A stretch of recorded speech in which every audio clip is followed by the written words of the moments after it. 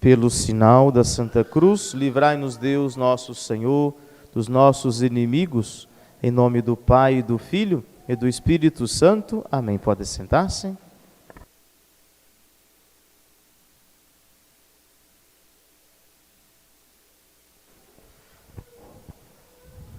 Todos nós fomos feitos para sermos templos de Deus e vivermos a sua vida. Amados irmãos, a dignidade do ser humano, a nossa dignidade, é uma dignidade tão grande, tão imensa, que nós só vamos compreendê-la bem no céu. Só depois de nossa morte, na eternidade, que nós vamos ver qual é a grandeza que Deus nosso Senhor quis nos fazer participar. Nós escutamos esta leitura do Evangelho, onde nosso Senhor é manifestado na Trindade. Deus se manifesta na Trindade.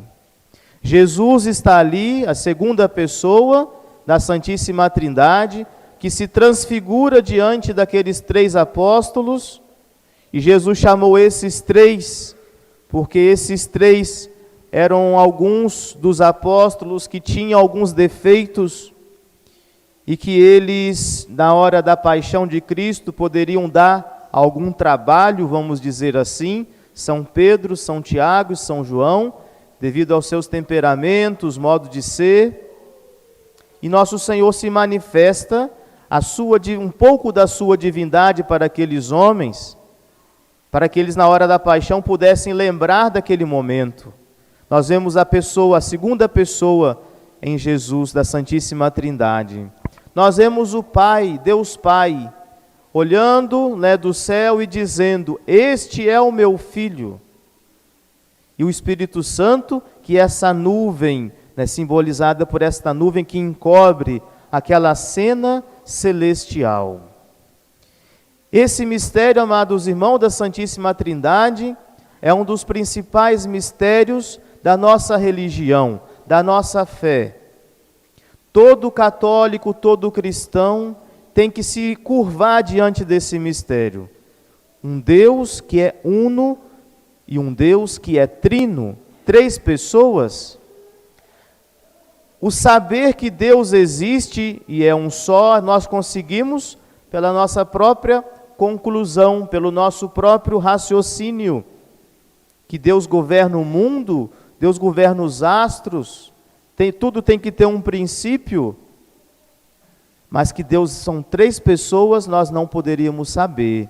E Jesus veio revelar, quando Ele fala de seu Pai, quando Ele fala de enviar o Espírito Paráclito, Ele demonstra que Deus é Pai, Filho e Espírito Santo. É um mistério, mas ao mesmo tempo é compreensivo. E é preciso a gente lembrar disso, Nós católicos, nós não vivemos numa redoma de vidro, num fanatismo, onde que tudo que é dado como pregação, como ensinamento, aquilo vai e aperta e coage a nossa razão. Não, nenhum mistério da nossa fé é contrário à razão. Está acima da razão, mas nós não podemos dizer que está contrário à razão. Por exemplo, o ser humano. O menino, você, Isaac, você é um ou é dois? É um, não é? Nós somos uma pessoa. Mas nós temos o corpo e a alma. Tem duas composições. Quando a gente vai falar o que é um ser humano, é um ser composto de corpo e alma. E a alma existe sem um corpo. Então, de determinado modo, nós somos um, e de outro modo, nós somos dois, em outro aspecto, não é? A gente pega essas chamas aqui, as três chamas das velas ali, não é? A gente pega 3 velas, coloca uma pertinho da outra. 1, 2, 3. E une assim, vira. Vão ser quantos fogos que vão ter ali? Um fogo, né? Não é assim, meninos? Mas tem quantas chamas? 3, não é? Um fogo e 3 chamas. O mistério da Santíssima Trindade, a gente vê que não é contrário à razão. Um Deus perfeito, um Deus santo, um Deus eterno, que ele tem a distinção das pessoas por ordem de processão. O sermão hoje é um pouco difícil, mas faz bem para a nossa fé, não é? Como que procede essa distinção das pessoas? Aí Deus Pai, que gera o Filho, e ambos se amam, e procedem o Espírito Santo, que é o amor, não é? Vamos lembrar como que acontece o processo da nossa inteligência, não é? A gente vê uma coisa muito bonita, uma paisagem, uma pintura, uma foto muito bonita. O nosso olho vê, entende e tem uma expressão da nossa boca, não é?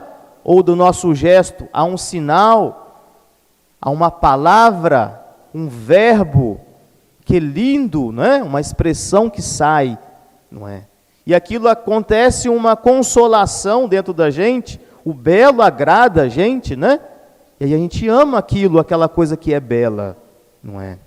Assim, mais ou menos assim, né? Nós podemos penetrar um pouco no mistério da Santíssima Trindade.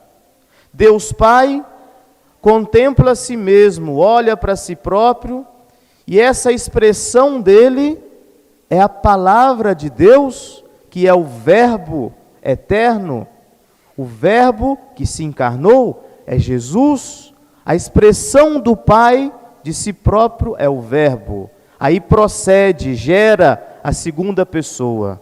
E essa processão, esse Verbo, que é a segunda pessoa, olha para o Pai, porque Ele é Deus, porque em Deus tudo é Deus. E eles se amam, e esse amor é Deus. Esse amor é distinto do Pai e do Filho, que é o Espírito Santo. E aí, amados irmãos, nós nos curvamos diante desse mistério. Não é contrário à razão, mas está acima da nossa razão. Nós não temos como entender, mas nós ficamos satisfeitos.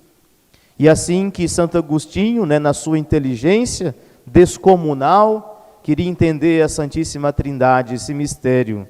Como nós sabemos, aquele exemplo clássico, da sua vida.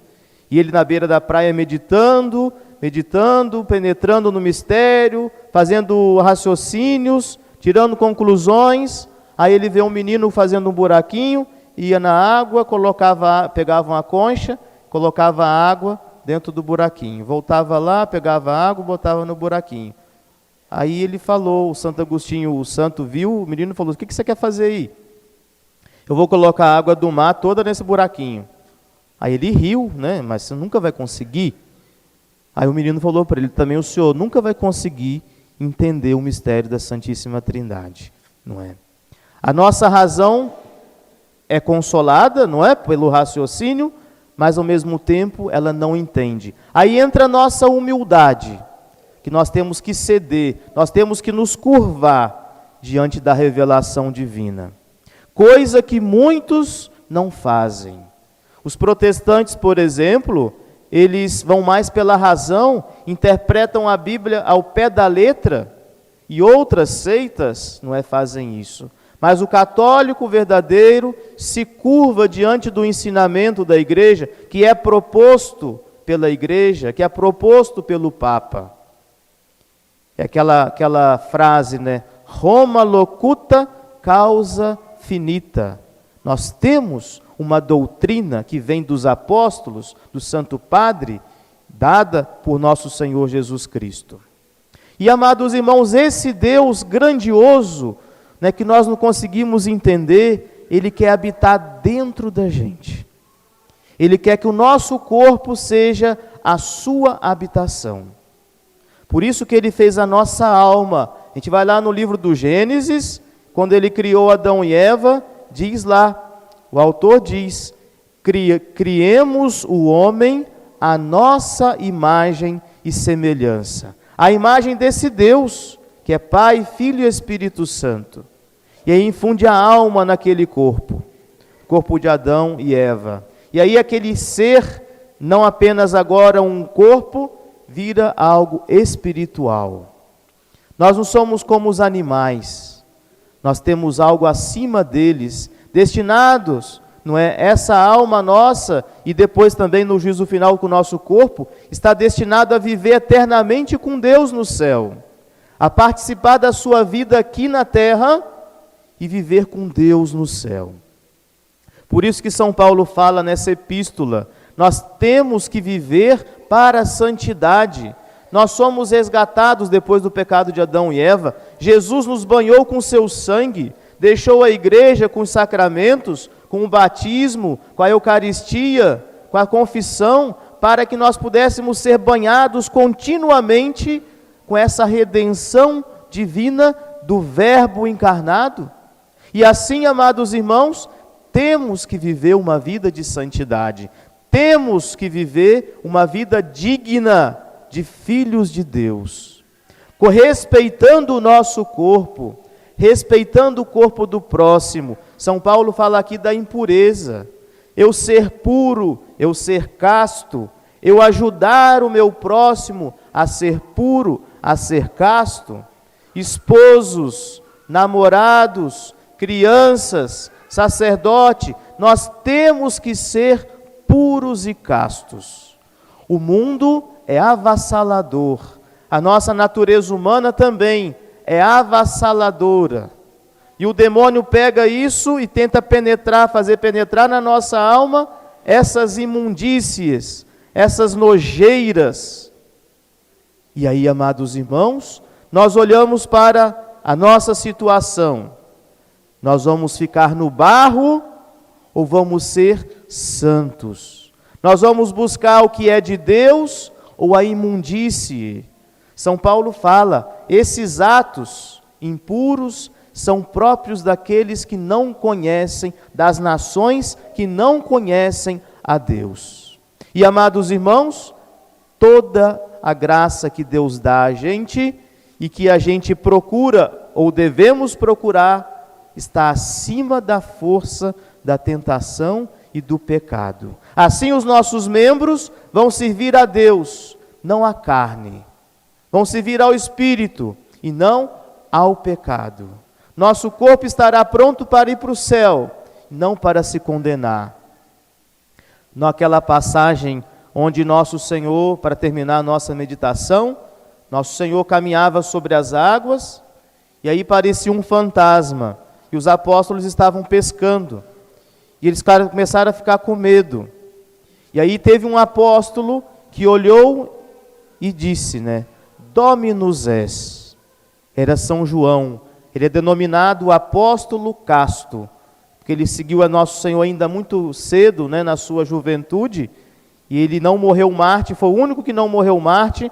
Devido a Deus deu essa graça a ele de morrer bem velho, não é? Devido à pureza, à sua castidade, à sua candura. E ele viu Jesus, Dominus es, é o Senhor. E aí nós lembramos da bem-aventurança, bem-aventurados os puros, porque eles verão a Deus.